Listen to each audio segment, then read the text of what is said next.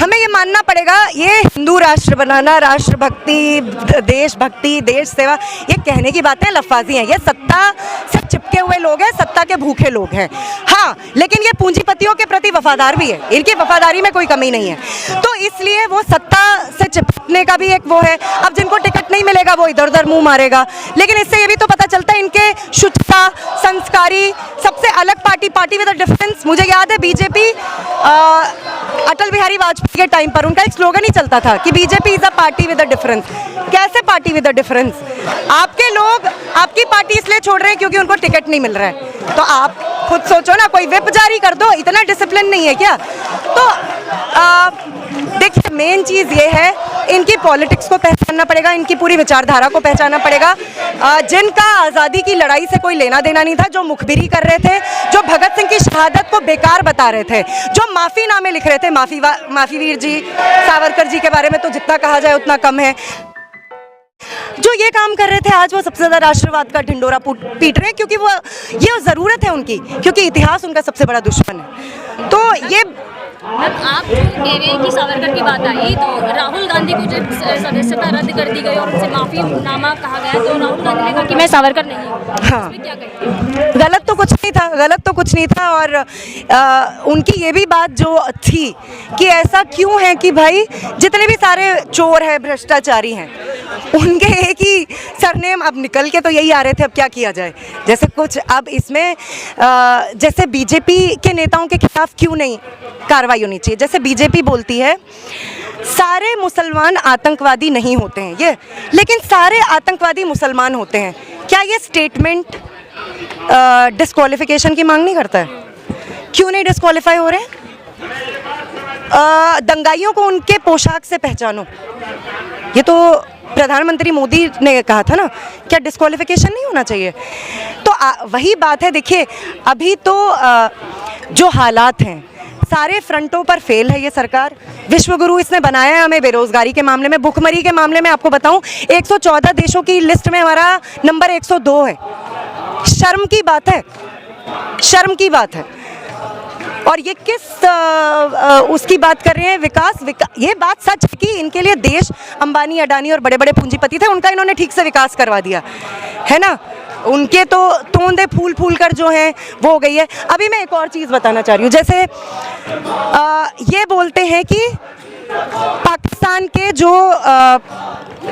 Film stars हैं या पाकिस्तान के प्लेयर्स हैं, हिंदुस्तान नहीं आ सकते, और पाकिस्तान के खिलाफ जो पूरा अंध राष्ट्रवाद की लहर फैलाते हैं। अंबानी जी के बेटे ने अभी अपना हैप्पी बर्थडे मनाया था दुबई में। आपको पता है कौन से आर्टिस्ट ने परफॉर्म किया था? राहत फ़तेह अली खान, आतिफ असलम। अंबानी जी के तो मोदी जी से बड़े गहरे संबंध हैं। अंबानी जी के बेटे के जन्मदिन पर पाकिस्तानी आर्टिस्ट आकर परफॉर्म करते हैं, ये देश विरोधी हरकत नहीं है। अडानी जी, जो मोदी जी के तो लगता है लंगोटिया यार हैं, उनकी कंपनी में चाइनीज़ कैपिटल लगी हुई है, चाइना के पूंजीपतियों की भी पूंजी लगी हुई है। ये देशद्रोह नहीं है?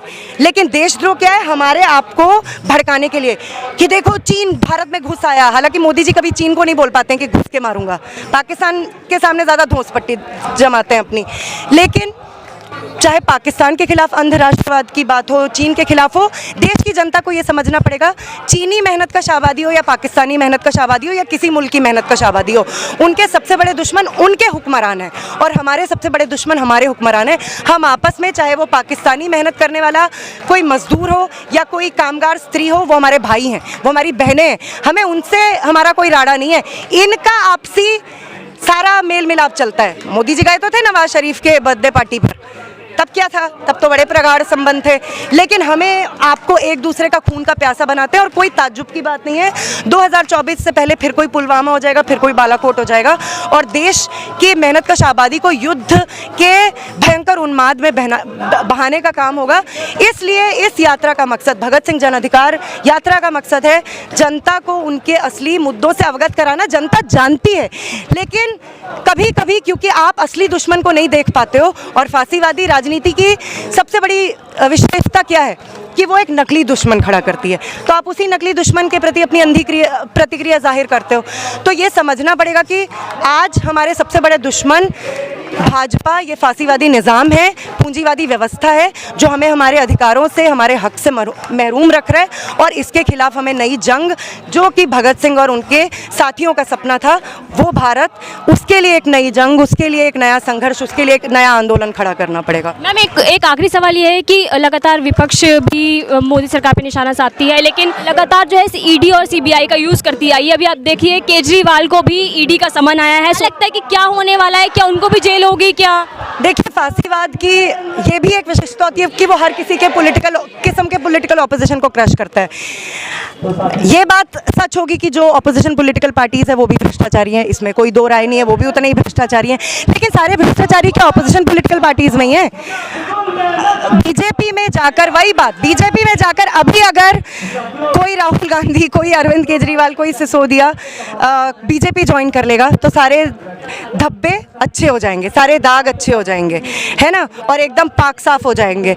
लेकिन जब तक आप, अच्छी बात है आप बाकी पॉलिटिकल पार्टीज के भ्रष्टाचार को एक्सपोज करें, बड़ी अच्छी बात है, अपनी पार्टी का भ्रष्टाचार भी तो एक्सपोज करो। एक जेपीसी जॉइंट पार्लियामेंट्री कमेटी का आप गठन नहीं कर रहे हो अडानी के घोटाले को छुपाने के लिए, आप बड़े बड़े लुक में उछाल रहे हो राष्ट्रवाद के और राष्ट्र पर हमला और फलाना ठिकाना, क्या बकवास है?